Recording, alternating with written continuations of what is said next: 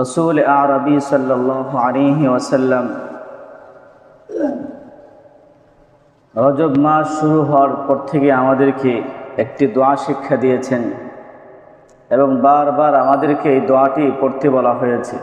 সকলে আমার সাথে করুন, আল্লাহুম্মা বারিক লানা ফি রজব ওয়া শাবান ওয়া বাল্লিগনা রমাদান। এর মর্মার্থ হলো, আল্লাহ আপনি রজব এবং শাবান মাস পর্যন্ত আমার হায়াতে বরকত দান করুন, এমনকি রমজান পর্যন্ত আমাদের হায়াতকে বৃদ্ধি করে দিন, আমাদের হায়াতকে পৌঁছে দিন। আমরা একেবারেই রমজানের সন্নিকটে। মুমিনের জীবনের মূল যে মাকসাদ, মূল যে উদ্দেশ্য, আখিরাতের সম্বল কামাই করা। আর এই আখিরাত কামাই করার, অর্জন করার মূল সময় হচ্ছে রমজান মাস।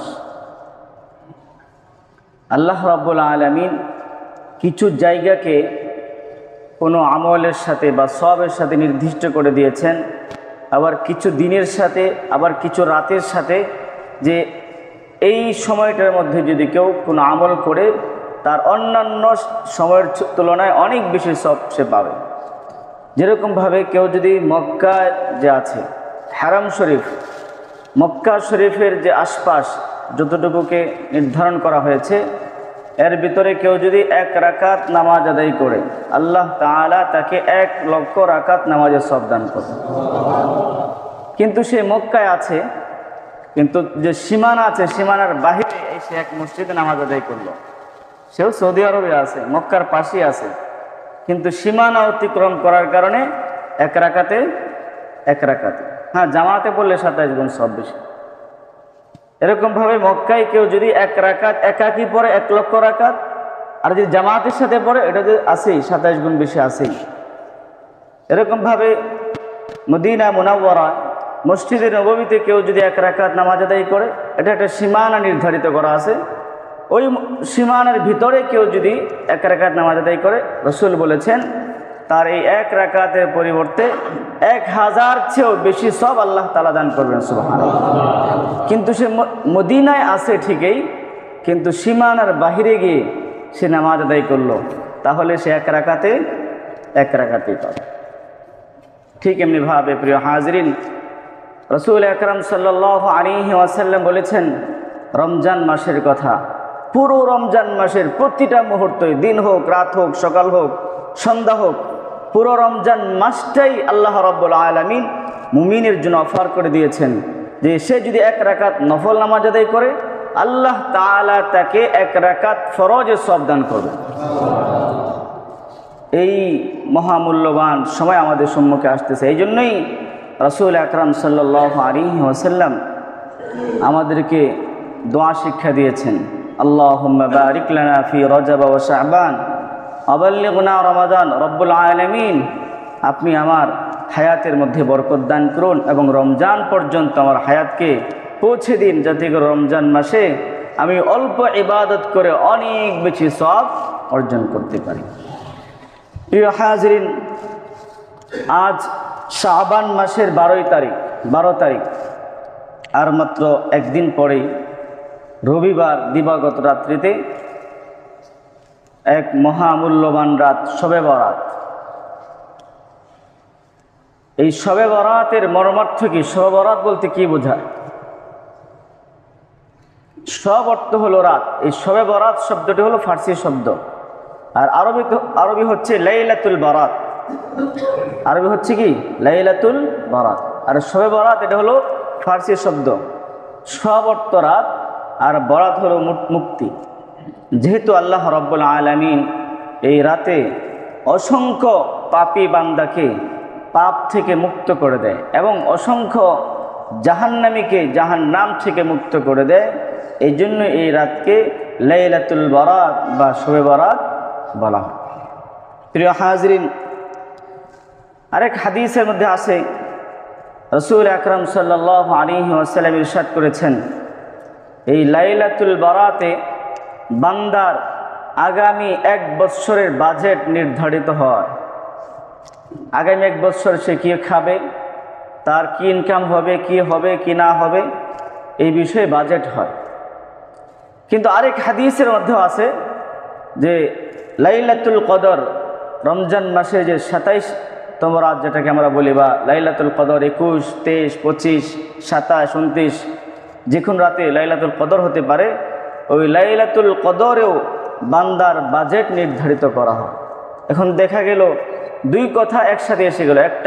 এক হাদিসে বলা হচ্ছে শবে বরাতের রজনীতেও বান্দার বাজেট নির্ধারিত হয়, আবার আরেক হাদিস আসছে শবে কদরের রাত্রেও বান্দার বাজেট নির্ধারিত হয়। এই ব্যাপারে রাইসুল মুফাসসিরিন হযরত ইবনে আব্বাস রাদিয়াল্লাহু তাআলা আনহু তায়েফ যাওয়ার পথে, যখন মক্কা থেকে তায়েফ গিয়েছিলাম, রাসূল আকরাম সাল্লাল্লাহু আলাইহি ওয়াসাল্লামের কিছু ইতিহাস, তিনি দ্বীনের জন্য কতটুকু কষ্ট করেছেন। আমরা মক্কা থেকে তায়েফ প্রায় 120 কিলোমিটার দূরে। কত কিলোমিটার? 120 কিলোমিটার। তাও গিয়েছি আপনার উন্নত মানের প্রাইভেট কার। আমাদের দেশে এগুলো যারা ধনী মানুষেরা, সম্পদশালীরা চালায়, ওই দেশে এগুলো ট্যাক্সি কার হিসেবে চলে, সাধারণ ট্যাক্সি হিসেবে চলে। 120 গতিতে চলছে পুরোটা রাস্তা। তো চিন্তা করলাম যে আমরা 120 কিলোমিটার, তাও রাস্তা শেষ হয় না, 120 গতিতে গাড়িটা চলছে। রাসূল আকরাম সাল্লাল্লাহু আলাইহি ওয়াসাল্লাম মক্কা থেকে বুক ভরা আশা নিয়ে, যে আমি তো মক্কায় দ্বীনের অনেক দাওয়াত দিচ্ছি, মানুষ তেমন গ্রহণ করতেছে না, তায়েফ আমার নানার বাড়ি, ওই জায়গায় গিয়ে যদি আমি মানুষকে ইসলামের কথা বলি, আল্লাহর একাত্মবাদের কথা বলি, হয়তো যে আমার ওইদিকে আমার মেয়ের দিক থেকে সবাই আত্মীয় হিসাবে গ্রহণ করতে পারে, এই আশায় রাসূল আকরাম সাল্লাল্লাহু আলাইহি ওয়াসাল্লাম তায়েফে গিয়েছিলেন। কিন্তু তায়েফের কিছু বদমাইশ, কিছু খারাপ মানুষেরা এরকম যুবকদেরকে, বখাটেদেরকে লেলিয়ে দিয়েছিল, যার কারণে রাসূল আকরাম সাল্লাল্লাহু আলাইহি ওয়াসাল্লামকে পাথর নিক্ষেপ করতে করতে রাসূলকে রক্তাক্ত করেছিলেন। প্রিয় হাজরিন, সেই বিষয়গুলো দেখে এসেছি এবং অনুভব করেছি। আসলে অনুভব করা সম্ভব না, এত দামি গাড়িতে এসির ভিতরে বসে আরোহণ করে এগুলো কোনোভাবেই অনুভব করা সম্ভব না। যদি উট দিয়ে যাওয়া হইতো মক্কা থেকে, এখনও যদি কেউ উট দিয়ে যায়, এখন তো রাস্তাঘাট তৈরি করা হয়েছে, আর আগে তো তেমন উন্নত মানের রাস্তাঘাট ছিল না।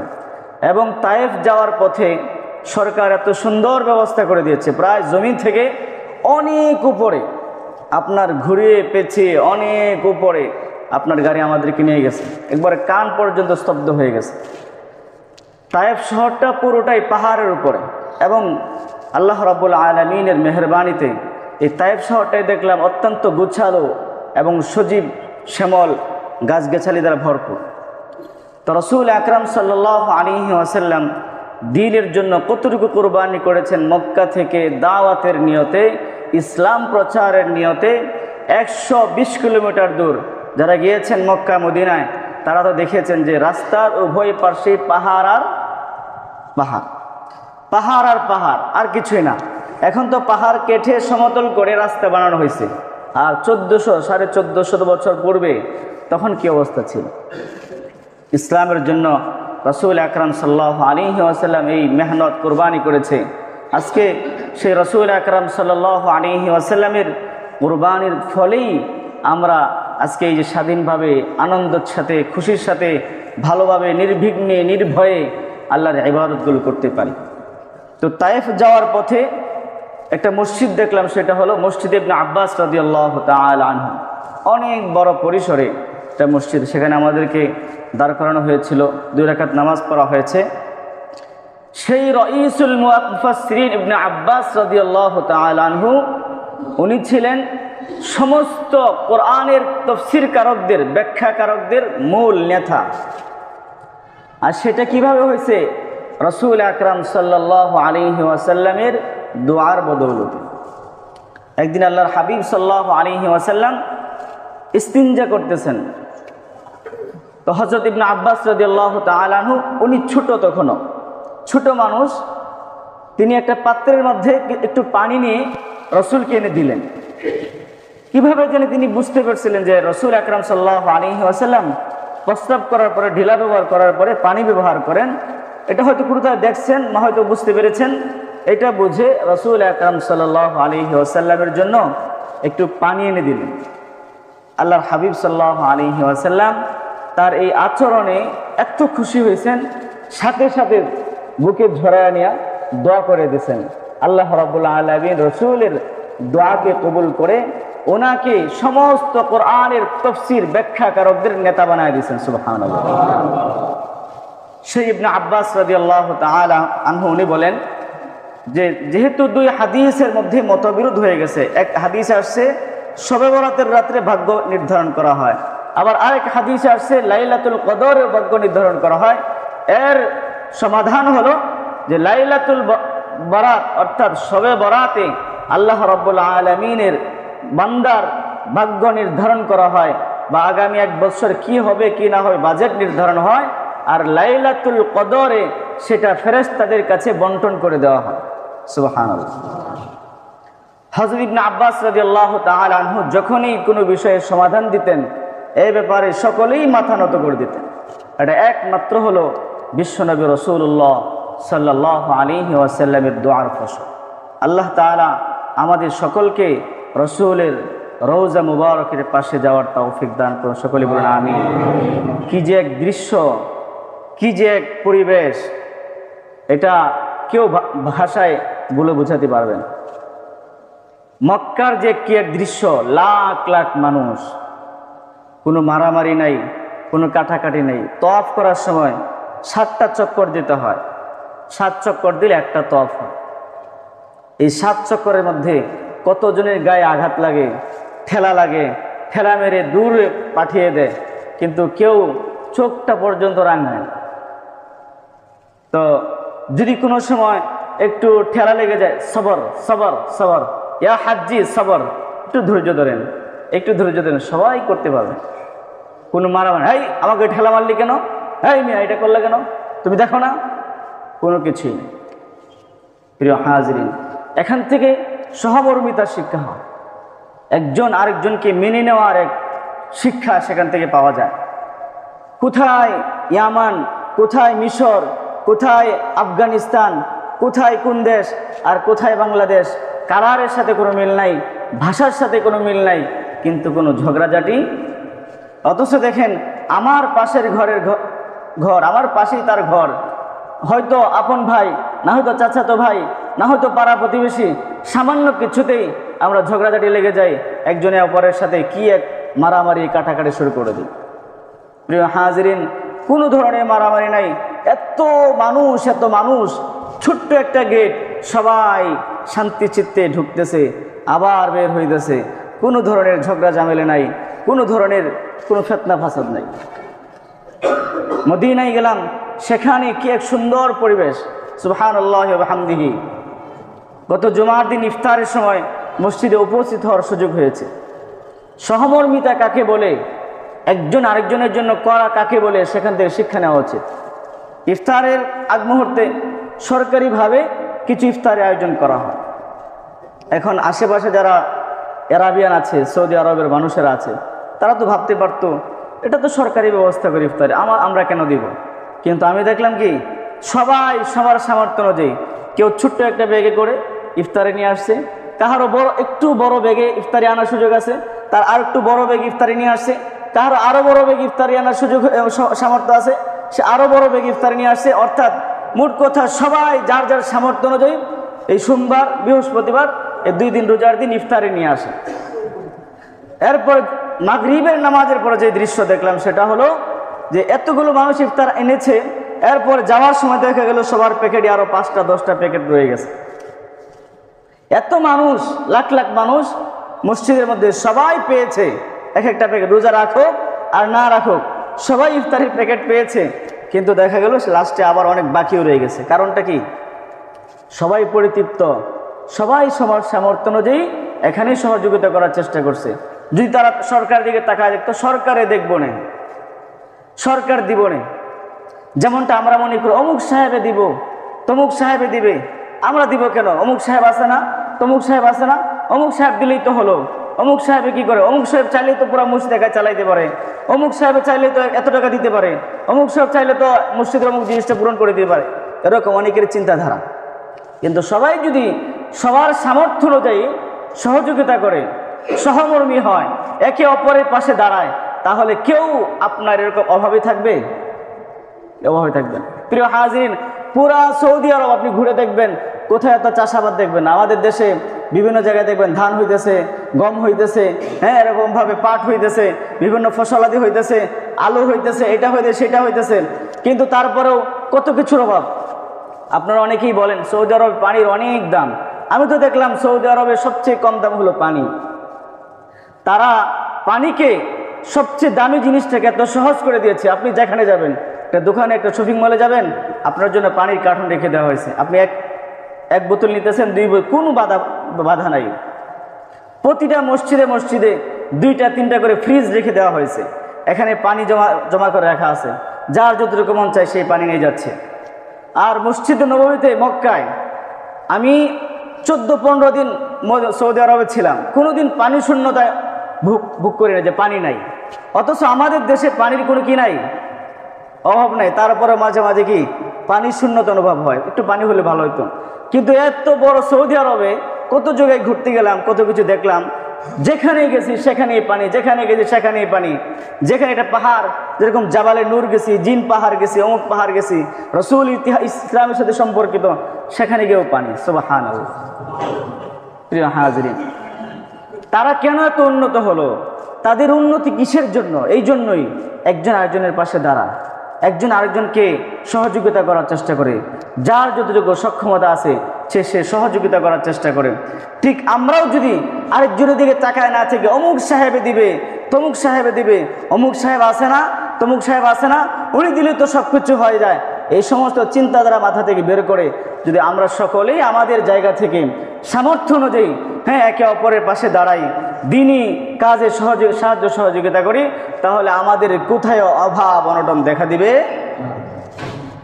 প্রিয় হাজিরিন, আজকে কথার কথা বলি, আমাদের মসজিদে যদি পানির ব্যবস্থা করি, যে এরকম বোতলজাত করে পানির ব্যবস্থা করি, তাহলে দেখা যাবে একজন 1 কার্টন করে নিয়ে যাবে, পরে দেখা যাবে 2 দিন পরে, 1 সপ্তাহ পরে আর পানি কেউ দিবেও না। অথচ সেখানে সুবহানাল্লাহি ওয়া বিহামদিহি একজনের 2টা 3টা করে পানি নিয়ে আসছে, পানির কোনো অভাব নেই, পানির কোনো অভাব নেই। অথচ পানির, আপনি মক্কা শরীফের যে হোটেলগুলো আছেন, সেই হোটেলগুলোতে পানি তারা ওই পানি সাপ্লাই করে এনে দূর থেকে, অনেক দূর থেকে এনে তারা ট্যাঙ্কিতে বোঝাই করে তারপরে পানি দেয়, তারপরে আপনি পানির শূন্যতা অনুভব করবেন না। সুবহানাল্লাহি ওয়া বিহামদিহি। প্রিয় হাজিরিন, আল্লাহ রাব্বুল আলামিন আমাদেরকে সেই মক্কা মদিনা জিয়ারত করবার তৌফিক দান করুন, সকলে বলুন আমিন। যারা গিয়েছেন বারবার যাওয়ার তৌফিক দান করুন, সকলে বলুন আমিন। এইটার মজা তখনই অনুভব হবে যখন এই বিষয়ের গুরুত্ব আমার কাছে থাকবে। মক্কা কি জিনিস, মদিনা কি জিনিস, মদিনাওয়ালা কে, বাইতুল্লাহ এটা কি, এটার গুরুত্বটা কি। আবার অনেকে আছে বাইতুল্লাহ শরীফ যে আছে, কাবা ঘর, কাবা ঘরের চতুর্পাশে এত ডিজাইন করে বিল্ডিং বানানো দেওয়া হয়েছে। এখন কেউ যদি মক্কা কি, কাবা ঘরের গুরুত্বটা কি সেটা যদি সে না বোঝে, সে প্রথমে গিয়ে এই বিল্ডিং দেখবে, ও বাবা কত সুন্দর করে বিল্ডিং বানানো হয়েছে, বুঝেন নাই। আর যদি তার হৃদয়ে কাবা ঘরের প্রতি মহাব্বত থাকে, তার চোখও একবারও সেই আশেপাশে সৌন্দর্য দিকে যাবে না, যাবে এক সৌন্দর্য, সেটা হলো এখানে আমার রবের ঘর রাখা হয়েছে। সুবহানাল্লাহ। প্রিয় হাজিরিন, তারা কতটুকু সহমর্মী। আমি একদিন আসরের সময় তো চেষ্টা করেছি প্রতিটা নামাজেই একবারে কাবা ঘরকে দেখে দেখে নামাজ আদায় করা, সামনে রেখে, এরা তখন একটা অনুভূতি জাগ্রত হয়। আবার যখন আড়ালে হয়ে যায় তখন কেমন যেন একটা লাগে। তো একদিন আসরের সময় নামাজ পড়তে গেছি, ওই সময় তো পুলিশরা খুবই কঠিন, আমাদের দেশের মতো না, আপনার কিছু হাদিয়া তুফা দিলে তারা নরম হয়ে যায় না। তারা তাদের যে আইনই, সে যে বয়সেরই হোক, সে যে লেভেলেরই হোক, সে যেই ক্যাটাগরির হোক, সে যেই কালারেই হোক, কাহারও দিকে তাকায় না, সবার সাথে এক ধরনের আচার, সে মহিলা হোক, সে পুরুষ হোক। যে আইন করা হয়েছে সেই আইনই। একবার আপনার চেহারাতে দেখবেন না, মনে হয় উনি অনেক বড় কিছু হবে, সুতরাং তাকে একটু সুযোগ দিয়ে দিই। না না, যে আইন করা হয়েছে এরপরে যদি বাড়াবাড়ি করে বুকে এরকম ধাক্কা দিয়া এমন জোরে ধাক্কা দিবে আপনার আর ওইদিকে আসার মনই চাইবে না। এটা হলো আইন। প্রিয় হাজিরিন, এত সুন্দর দেশ রসুল আকরাম সাল্লাল্লাহু আলাইহি ওয়াসাল্লামের, এই সবগুলো হলো রসুল আকরাম সাল্লাল্লাহু আলাইহি ওয়াসাল্লামের অবদান। তো একদিন আসরে নামাজ পড়তে গেলাম, একজন বসে আছে, একটু উকি দিয়ে কাবাঘর দেখা যায়, দোতলা থেকে এরকম উকি দিয়ে কাবাঘর দেখা যায়। আমি চেষ্টা করতেছি যে অন্তত পক্ষে একটু হলেও একটা কোনা হলেও যেন নামাজে দাঁড়ানোর পরে একটু দেখা যায়। তো উনি বুঝতে পেরেছে, বুঝতে পারে কি আপনি কি এরকম আমাকে বুঝাইতেছে, আপনি কি এইদিকে দেখবেন, এটাকে দেখতে চাচ্ছেন? আমি বলছি জি জি। তো উনি একটা চেয়ারে বসা ছিল, চেয়ার থেকে সরে আমাকে জায়গা দিচ্ছে, ঠিক আছে এখানে দাঁড়ান আপনি নামাজ। সুবহানাল্লাহ। প্রিয় হাজিরিন, এরকম সহমর্মী আমাদেরকে হইতে হবে, হৃদয়কে বড় করতে হবে, মনকে বড় করতে হবে। তাহলে পরিবারের মধ্যে শান্তি আসবে, সামাজিকভাবে শান্তি আসবে, দেশের মধ্যে শান্তি আসবে। আর যদি সবাই স্বেচ্ছাচারিতা অনুভব থাকে, স্বার্থপর হয়ে যাই, নিজে ভালো আছি আলহামদুলিল্লাহ, আর কোনো সমস্যা নাই, আমি তো ভালো কাচ্ছি, আমি তো ভালো জায়গায় অবস্থান করতেছি, আমার কি সমস্যা, আরেকজনের কোনো খোঁজ খবর নিলাম না, তাহলে ওরা শুধু অশান্তির মধ্যে নাই, আমাকে আল্লাহ রাব্বুল আলামিন অনেক ধরনের অশান্তির মধ্যে ফেলে রাখবেন। রাসূল আকরাম সাল্লাল্লাহু আলাইহি ওয়াসাল্লাম বলছেন, ইরহামু মান ফিল আরদ ইয়ারহামুকুম মান ফিস সামা। তোমরা জমিনবাসীর প্রতি দয়া করো। কার কি সমস্যা বলে না আল্লাহ তাআলা, তোমার সব কিছু দিয়া তাকে দিয়ে দাও, এটা বলে নাই। ইরহামু মান ফিল আরদ, তুমি জমিনবাসীর প্রতি দয়া করো। তোমার সামর্থ্য অনুযায়ী 1 টাকা দিয়ে সহযোগিতা করার সামর্থ্য আছে, 1 টাকাই দাও। 10 টাকা দিয়ে সামর্থ্য আছে, 10 টাকা দাও। 100 টাকা আছে, 100 টাকা দিয়ে সহযোগিতা করো। তারপরেও তুমি জমিনবাসীর প্রতি দয়া করো, তাদের প্রতি খেয়াল রাখো, তাহলে আল্লাহ তাআলা তোমার প্রতিও খেয়াল রাখবেন। সুবহানাল্লাহ। আমরা মনে করি বাহ্যিক অনেক কিছু থাকলে সুখ শান্তিতে আমার জীবন ভরপুর হয়ে যাবে। না না না, এমন হাজারো মানুষ আছে, অনেক কিছু আছে, কিন্তু সে মানসিকভাবে সে প্রশান্তির মধ্যে নাই। বাহ্যিকভাবে গাড়ি আছে, দামি বাড়ি আছে, এটা আছে, অমুকটা আছে, তমুকটা আছে, কিন্তু মানসিকভাবে প্রশান্তি নাই। মানসিকভাবে প্রশান্তি দেওয়ার মালিক কে? আর এই প্রশান্তি দিবেন কখন?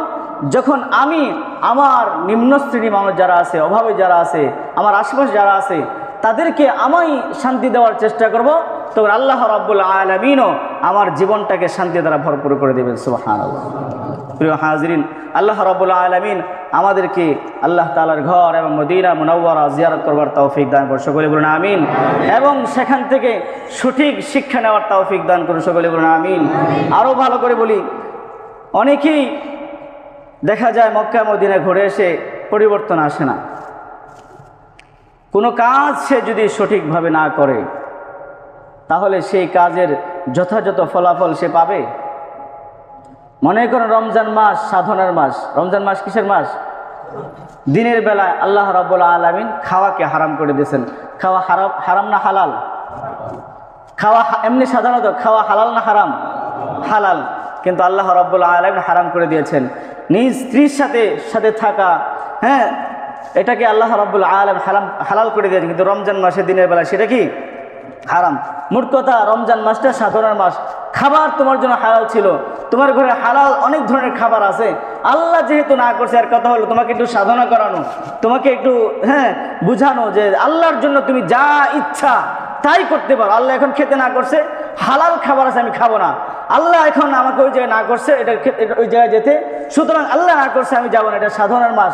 এখন কেউ যদি রমজান মাসে সে যথাযথ সাধনা না করে, মনে করেন সারাদিন রোজা রেখে সিনেমা দেখছে, সময় যায় না, তার কি যায় না? তার সময় যায় না। এই হিসাবে সে মনে করে 3 ঘন্টার একটা সিনেমা, 2.5 ঘন্টা 3 ঘন্টার সিনেমা, তাই সময় ভাগ করে নিয়েছে। 3টা সিনেমা যদি আমি দেখি, তাহলে 3 তিরিকে 9 ঘন্টা। তো 9 ঘন্টা হইলে তো আমার মাশাআল্লাহ একটা সিনেমার একটা টেনশনে আমার দেখা গেলো সারাটা দিন গেল গা, এমন কষ্ট অনুভব হইল না।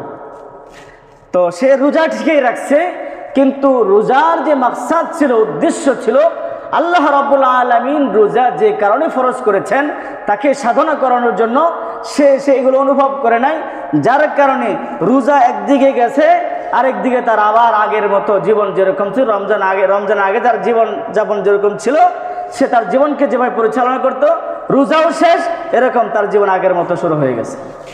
কারণ একটাই, সেটা হলো সে রমজান মাসকে যথাযথ কদর করে নাই, রমজানের যে মূল মাকসাদ সেই মাকসাদ অর্জন করার সে চেষ্টা করে নাই, এই জন্য সে সেখান থেকে যথাযথ ফল পায় নাই।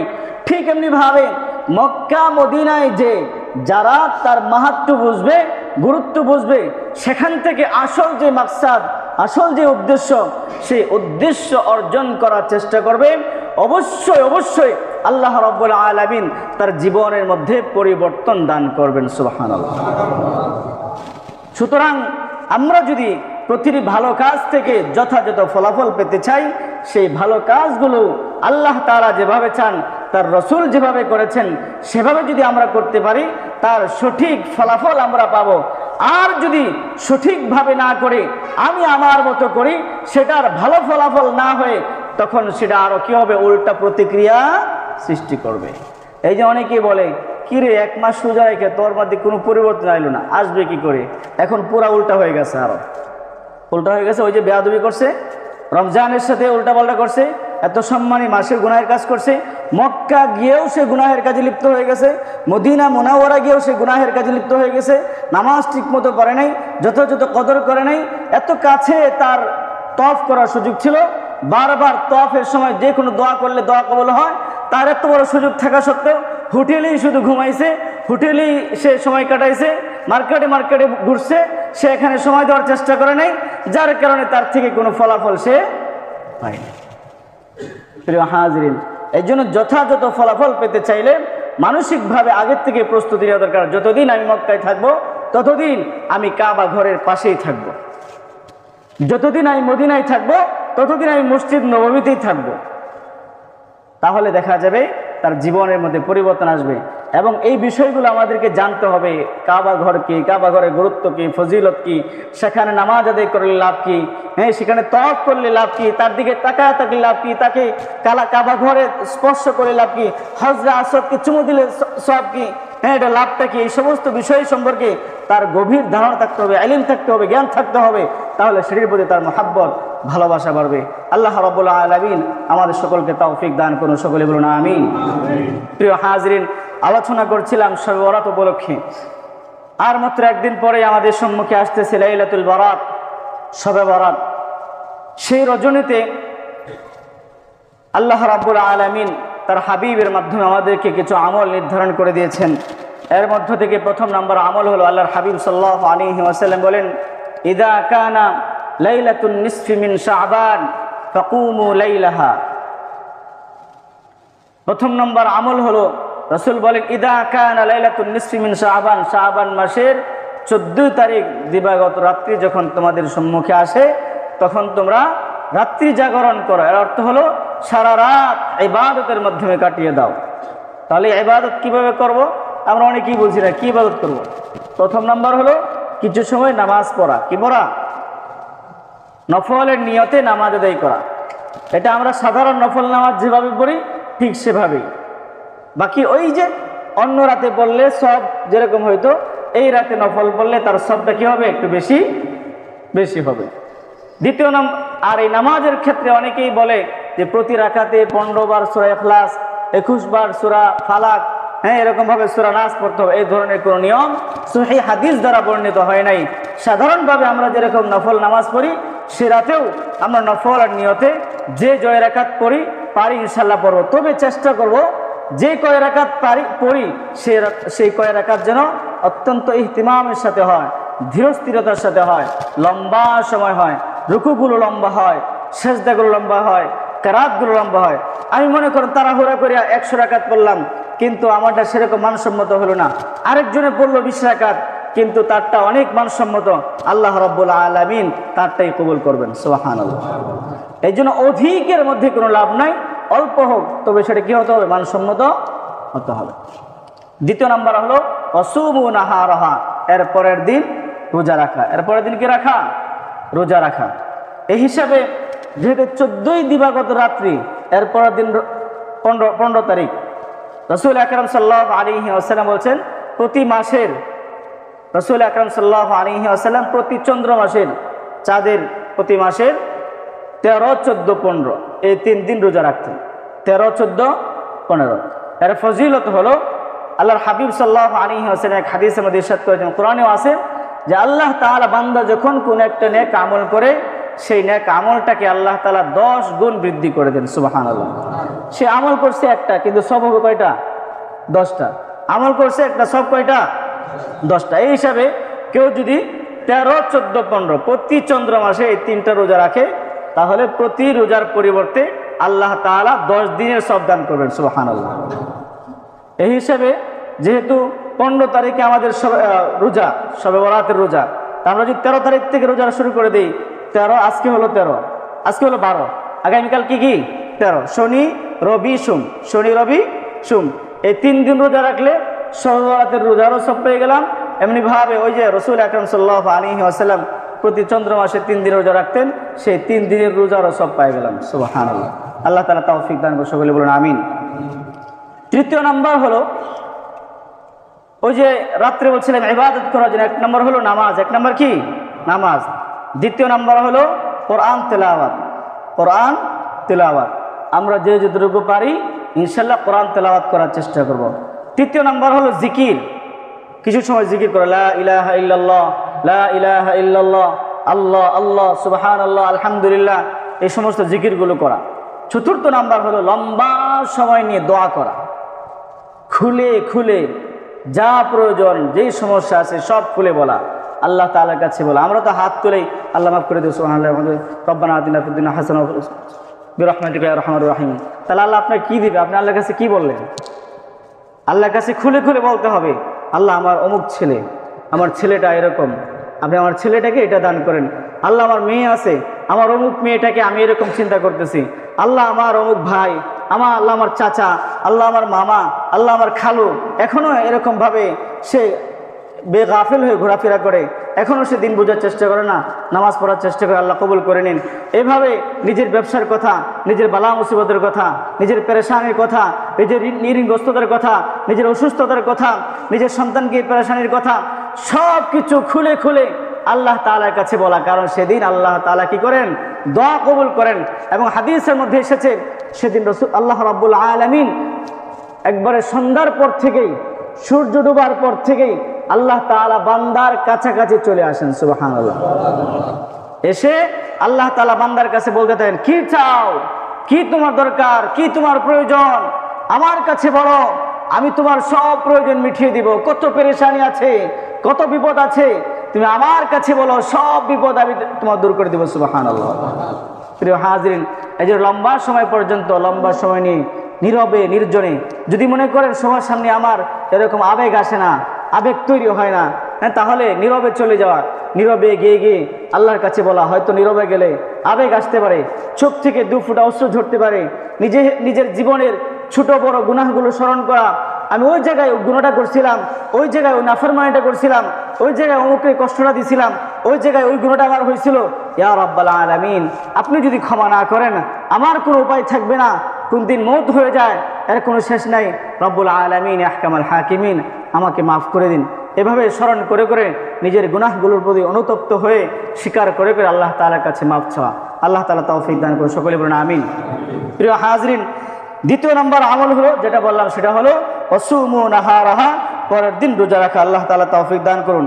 তৃতীয় নম্বর হলো আল্লাহ রাব্বুল আলামিন বান্দাকে এসে বারবার বলতে থাকে, আলা আমি মুস্তাগফিরিন ফাগফির আলা, আলা আমি মুস্তারজিকিন ফারজুকা, আলা আমি মুবতালান ফাআফিয়াহু ফিহি, আলা কাযা হাত্তা ইয়াতুলু আল ফাজর। বান্দাকে এসে বলতে থাকে, হে অপরাধী বান্দা, নিজেকে নিয়ে বড় পেরেশানি হয়ে গেছো, যে হতাশ হয়ে গেছো, আমি এত বড় গুনাহ করছি, এত বড় নাফরমানি করছি, আল্লাহ তাআলাকে আমাকে মাফ করবেন, আল্লাহ তাআলাকে আমাকে ক্ষমা করবেন। আল্লাহ বলেন, কুল ইয়া ইবাদিয়াল্লাযীনা আসরাফু আলা আনফুসিহিম লা তাকনাতু মির রাহমাতিল্লাহ। ওগো নবী, ওগো আমার হাবিব, আপনি আপনার উম্মতকে জানিয়ে দিন, হে আমার প্রিয় বান্দা, ইয়া ইবাদি, হে আমার প্রিয় বান্দা, হে আমার আপন বান্দা, হে আমার কাছের বান্দা, তুমি কি তোমার উপর জুলুম করেছো, অনেক নাফরমানি করেছো, অনেক অন্যায় করেছো, লা তাকনাতু মির রাহমাতিল্লাহ, লা তাকনাতু মির রাহমাতিল্লাহ, লা তাকুনাতু বির রাহমাতিল্লাহ, তোমরা আমার রহমত থেকে নৈরাশ হয়ো না, আমার রহমত থেকে নৈরাশ হয়ো না। একমাত্র শিরক ছাড়া তোমার দুনিয়ার কোনো গুনাহ আমার রহমত থেকে বড় হইতে পারে না। সুবহানাল্লাহ। সুতরাং কোনো মুমিন, কোনো মুসলমান সে তার জীবনে যতই গুনাহ করুক না কেন, যদি আল্লাহর সাথে শরীক না করে, সে যদি কায়েম অনুবাক্যে আল্লাহ তাআলার কাছে ক্ষমা চায়, অবশ্যই অবশ্যই আল্লাহ রাব্বুল আলামিন মাফ করে দিবেন। সুবহানাল্লাহ। এরপরে আল্লাহ হাবিব সাল্লাল্লাহু আলাইহি ওয়াসাল্লাম বলেন, আলা মিন মুস্তাগফিরিন ফাগফির লাহু, আলা মিন মুস্তারজিকিন ফারজুকা। কত অভাবী মানুষ আছে, কত সমস্যা আছে, হ্যাঁ, ঠিক মতো সে চলাফেরা করতে পারতেছে না, ভরণ পোষণ তার পরিবারকে দিতে পারছে না। সে আল্লাহ তাআলার কাছে যদি বলে, রব গো মালিক, এই পৃথিবীর মালিক আপনি, সম্পদের মালিক আপনি, সম্পদ আপনি দান করেন, ইয়া রাব্বাল আলামিন, আমাকে এতটুকু সম্পদ দান করেন যাতে করে দুনিয়াতে ইজ্জতের সাথে মান সম্মান নিয়ে বাঁচতে পারি। এতটুকু হইলেই তো হলো। কথা বলেন ঠিক কিনা? কাহার কাছে যাতে হাত না পাততে হয়, কাহার কাছে মুখাপেক্ষী না হতে হয়, যদি আল্লাহ তাআলার কাছে বলো, আল্লাহ আমাকে এতটুকু সম্পদ দান করুন যতটুকু দিয়ে আমি আমার মান ইজ্জত সম্মান রক্ষা করে চলাফেরা করতে পারি। এভাবে বান্দার আল্লাহ তাআলার কাছে নিজের সব কিছু খুলে খুলে বলে বলে আল্লাহ তাআলার কাছে দোয়া করা। 4 নম্বর যে আমল, সেটা হলো ইসালে সওয়াব করা। ইসালে সওয়াব বিভিন্নভাবে হতে পারে। ইসালে সওয়াব হলো যারা দুনিয়া থেকে চলে গেছেন মুমিন মুসলমান, তাদের জন্য নেক আমল পাঠানো বা সওয়াব পাঠানো, সেটা বিভিন্নভাবে হতে পারে। সেটা দান সৎকার মাধ্যমে হতে পারে, সেটা আপনি 2 রাকাত 5 রাকাত নামাজ পড়ে তার সওয়াব পাঠিয়ে দিতে পারেন, সেটা আপনি জিকির আজকার করে তারও সওয়াব পাঠিয়ে দিতে পারেন, সেটা আপনি কাউকে গরিব মিসকিন অসহায়দেরকে খাওয়া দাওয়া খাইয়েও আপনি এটা করতে পারেন। কিন্তু আমাদের সমাজে একটা জিনিস প্রচলিত, সেটা হলো শবে বরাতে হালুয়া রুটি করতে হবে। কি করতে হবে? এবং সেটা অনেক সমাজে, অনেক এলাকায় সেটা বাধ্যতামূলক, এবং সেটা তারা এত বেশি গুরুত্বের সাথে করে, রাত্রি ইবাদতটাকে যত গুরুত্ব না দেয়, হালুয়া রুটিকে এত বেশি গুরুত্ব দেয়। হালুয়া রুটি করতে হবে, এটা কোথায় আছে? কোরআন হাদিসের কোথায় আছে? এটা এক জায়গায় কি করা হয়তো, রুটি দেওয়া হয়তো, রুটির প্রচলন ছিল। পরে চিন্তা করলো যে রুটির সাথে একটু হালুয়া দিলে খাবারটা কি হয়, একটু মজাদার হয়। এই যে শুরু হয়ে গেল হালুয়া আর রুটি। এখন শবে বরাত আসলেই অনেক এলাকায় যে হালুয়া রুটির একটা প্রচলন শুরু হয়ে যায়।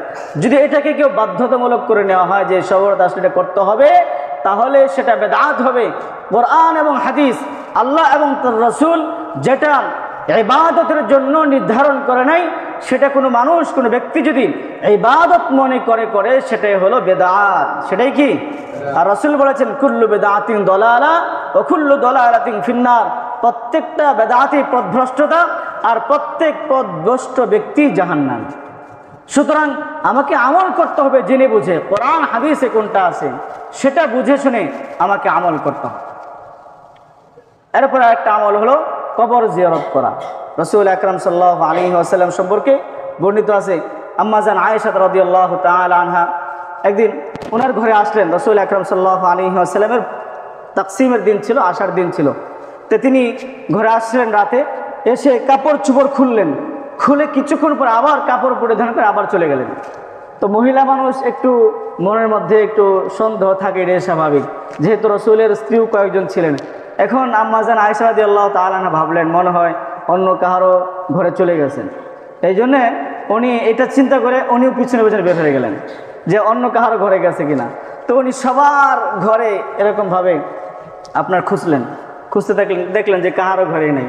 তো এরপরে উনি খুঁজতে গিয়ে আপনার জান্নাতুল বাকিতে রাসূল আকরাম সাল্লাল্লাহু আলাইহি ওয়াসাল্লামের রওজা মুবারক, আমরা যে মদিনা মুনাওয়ারায় গিয়ে নামাজ পড়ি সেটা উত্তর দিকে ফিরে, আর আমাদের কিবলা কোন দিকে? পশ্চিম দিকে। আর মদিনা মুনাওয়ারার কিবলা কোন দিকে? উত্তর দিকে। এই হিসাবে উত্তর দিকে হয়, তাহলে রাসূল আকরাম সাল্লাল্লাহু আলাইহি ওয়াসাল্লামের এই রওজা হলো এখানে, আর মসজিদ জান্নাতুল বাকি হলো এই বাম পাশে। তো উত্তর দিকে ফিরলে রাসূলের রওজার বাম পাশে হলো জান্নাতুল বাকি। প্রিয় হাজিরিন, আমরা যে এই যে কবর বানায় সাইনবোর্ড টানায় রাখি, অমুক সাহেব তমুক সাহেব, এইটা সেইটা, হ্যাঁ অমুকটা তমুকটা, ওই জান্নাতুল বাকিতে যে সাহাবায়ে কেরামরা আছেন, বড় বড় সাহাবায়ে কেরাম, কাহারও কোনো নাম নিশানাই নাই। আছে কোনো নাম নিশানা? শুধু সমান, কোনো কোনো জায়গায় আপনার একটু একটু পাথর, ছোটো ছোটো একটা পাথর রেখে দিয়েছে, একটা চিহ্ন যেখানে একটা কবর আছে, শুধু চিহ্ন, পুরা মরুভূমির মতো, কোনো গাছগাছালিও নাই, পুরো জায়গা খোলা, কোনো চিহ্ন নাই। অথচ আমাদের সমাজে এরকম হয়, একটু যদি নামি দামি ব্যক্তি হয় আর তার কবরকে পাকা করে, এটা করে, অমুকটা করে, তমুকটা করে, আলাদা একটা অবস্থান তৈরি, অমুক সাহেব লিখে রেখে দেওয়া হয়, অমুক সাহেব এইটা সেটা। আবার অমুক সাহেবের জন্য আগে থেকেই জায়গাও নির্ধারণ করে দেওয়া হয় যে উনি নাকি এরকম, যে এখানেই উনি মরবে, এখানেই ওনার কবর হবে, এই জন্য ওনার আগের থেকেই জায়গাও কী করে দেওয়া, প্লেট টেট লাগায় রেখায় দেওয়া হয়, এখানেই ওনাকে কী করা হবে, শায়িত করা হবে। আছে কিনা নাই প্রিয় হাজরিন? অথচ দেখেন আরেকটা জিনিস দেখলাম, মসজিদে নববীতে বেদাতের ব্যাপারে, শিরিকের ব্যাপারে তারা কত কঠিন। কোনোভাবেই কোনো বেদাতি কাজ হতে পারবে না, শিরিকি কাজ হতে পারবে না। রাসূল আকরাম সাল্লাল্লাহু আলাইহি ওয়াসাল্লামের রোজাকে সালাম দিয়ে এভাবে ডান পাশে সালাম দিয়ে দিয়ে এসে বের হয়ে যাইতেছে, বের হয়ে গিয়ে ওই দিকে এসে আবার কিছু মানুষ ওই দিক থেকে ফিরে রাসূলের রোজার দিকে তাকায়া হাত তুলে দোয়া করতেছেন। তো ওই দেশের গভর্নর, দেশের প্রধান, তারা কিছু লোক নির্ধারণ করে দিয়েছে, তারা কিছুক্ষণ পরে যারাই নাকি রাসূলের রওজার দিকে ফিরে তাকায় দোয়া করে, ওদের দিকে না, লা লা লা কিবলা ওইদিকে, কিবলা দিকে, ওইদিকে ফিরে দোয়া করো, এদিকে ফিরে দোয়া না, দোয়া তো কার কাছে চাইতে হবে? আল্লাহ তাআলার কাছে। এখন কেউ যদি রাসূলের কিবলার দিকে ছায়া দোয়া করে, তখন কিছু আছে বেশি আশিকি আছে না, কিছু একবারে রাসূলকে মহব্বত করতে আল্লাহ বানায় ফেলে, আছে কিনা এরকম মানুষ? সে বলে ইয়া রাসূল আমার এটা দেন, ওটা দেন, অমুকটা দেন। এই জন্য কিছু লোক নির্ধারণ করে দেওয়া হয়েছে, যাতে করে কোনোভাবেই তার মনের মধ্যে এটা আসতে না পারে যে আমাকে কিছু দেওয়ার মালিক রাসূল, কারণ সব কিছু দেওয়ার মালিক কে? আল্লাহ। এই জন্য সাথে সাথে কেউ যদি এদিকে ফিরে না দোয়া করতে না পারে, লা লা লা লা লা কিবলা ইলাল কিবলা ইলাল কিবলা, এদিকে ফিরে, কিবলা এদিকে, ওইদিকে ফিরে দোয়া কর। প্রিয় হাজরিন, ওই জান্নাতুল বাকিতে রাসূল আকরাম সাল্লাল্লাহু আলাইহি ওয়াসাল্লামকে গিয়ে আম্মা জান আয়েশা রাদিয়াল্লাহু তাআলা আনহা পেয়ে দেখলেন উনি উম্মতের জন্য দোয়া করতেছেন, উম্মতের জন্য দোয়া করতেছেন। আল্লাহ তাআলার কাছে ইয়া উম্মতি, আমার উম্মতের কি হবে, আমার উম্মতের কি হবে। এবং অনেক মানুষ যারা দুনিয়া থেকে চলে গেছেন, রব্বুল আলামিন তাদেরকে মাফ করে দেন। এই হিসাবে আমরাও যখন সুযোগ হয় নীরবে গিয়ে, এত মানুষ নেই, আমি সূরা ফাতিহা পারি কিনা? সূরা ফাতিহা পারি না, সূরা ইখলাস পারি না। কেউ যদি সূরা ফাতিহা একবার 3 বার সূরা ইখলাস পড়ে, আল্লাহ তাআলা তাকে 1 খতম কোরআনের সব দান করবেন। এখানে আমার বিশ্বাস সবাই কুল হুয়াল্লাহু আহাদ আল্লাহুস সামাদ লাম ইয়ালিদ ওয়া লাম ইউলাদ ওয়া লাম ইয়াকুল লাহু কুফুয়ান আহাদ, এটা সবাই পারে কিনা? অন্য কোন সূরা নাস না পারলেও, সূরা ফালাক না পারলেও, সূরা ইখলাস এটা সবাই, সূরা ফাতিহার পরে সবাই যে দোয়াটা, যে সূরাটা শিখে সেটা কি? সূরা ইখলাস। তাহলে এত মানুষ নিয়ে যাওয়ার কোনো প্রয়োজন নাই। এটা গিয়ে আমি পড়ি, ইস্তিগফার পারি না, আস্তাগফিরুল্লাহ পড়লাম, দুরূদ শরীফ যেটাই পারি সেটা পড়ে আমি কবরকে সামনে রেখে দোয়া না করে একটু এরকম কিবলার দিকে ফিরে আমি দোয়া করলাম, আল্লাহ আমি যার কবরের পাশে দাঁড়ায় আছি, যেই তেলাওয়াতটুকু করলাম, যে নেক আমলটুকু করলাম, তার রূহের মধ্যে পৌঁছায় দিন, এর উসিলা করে তার মাফ করে। এই কথাগুলো বলতে পারবো না? এই তো কবর জিয়ারত হয়ে গেল। এটা তো আপনার সবাইকে নিয়ে গিয়ে কবর জিয়ারত করতে হবে না। যখনই সুযোগ হয়, আপনি মসজিদে আসতেছেন, বাবার কথা মনে হয়ে গেল, আচ্ছা একটু তো বাবার কবরের পাশে একটু দাঁড়াই, সূরা ফাতিহা একবার 3 বার সূরা ইখলাস পড়লেন, হয়ে গেল, শেষ। আপনি হাত তুলে দোয়া না করলেন, সব তো তাদের কাছে পৌঁছেই যাবে। আল্লাহ রাব্বুল আলামিন আমাদের সকলকে তৌফিক দান করুন, সকলে বলুন আমিন। এবং মক্কা মদিনার মোহাব্বত, প্রেম, ভালোবাসা আমাদের দিলের মধ্যে বদ্ধমূল করুন, সকলে বলুন আমিন। এবং সামনে আগত শবে বরাতে বেশি বেশি ইবাদত করবার তৌফিক দান করুন, সকলে বলুন আমিন। ওয়া আখিরু দাওয়ানা আলহামদুলিল্লাহি রাব্বিল আলামিন। আমরা যারা ক্বাবলা জুমা 4 রাকাত সুন্নাত আদায় করি নাই, 4 রাকাত সুন্নাত আদায় করি।